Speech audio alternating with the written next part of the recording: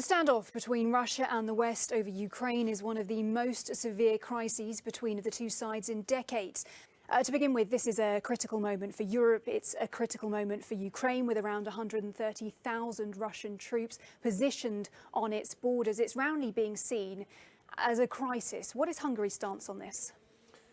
Look, we see the tension is being more and more serious in the eastern part of the continent, which is a really bad news for us Hungarians. You know, we are living in the neighborhood of Ukraine. We are living in Central Europe.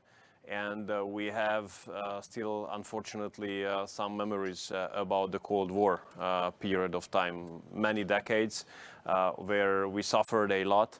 That's why we don't want these times to come back. We urge the international community to do its best in order to avoid the Cold War to return, avoid even the psyche of the Cold War to return, because we have learned it from history, unfortunately, very clearly, that whenever there is a East-to-West conflict, the countries of Central Europe usually lose.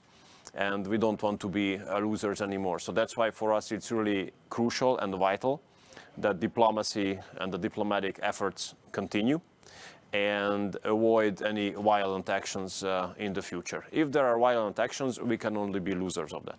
Worst case scenario does happen and Russia does go forward and further invade Ukraine. In that case, then, what will Hungary do as part of the EU, as part of NATO? Will it support sanctions?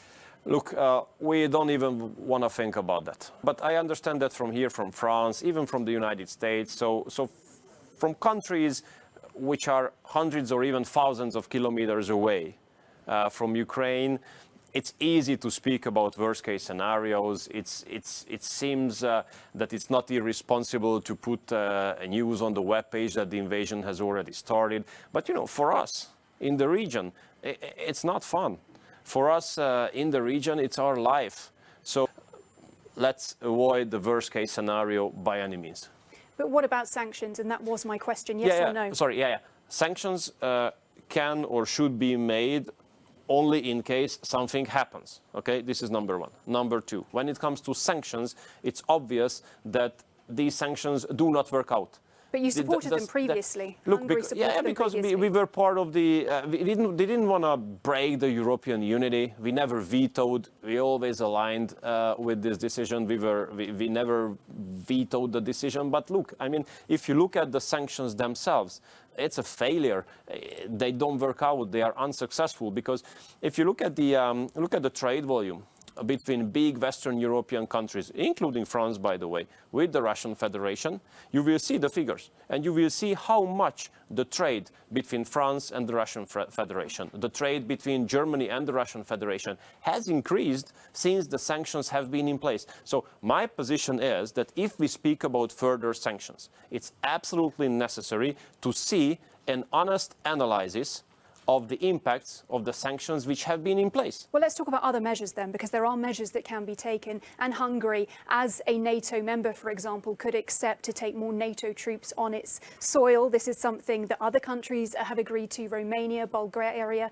Will Hungary also agree to host more NATO troops? No, we have not agreed to that, and we will not agree, because we have already NATO troops on the territory of the country, which is the Hungarian army. And the Hungarian armed forces are in a proper shape to guarantee the security of the country. So we don't need additional troops on the territory of Hungary.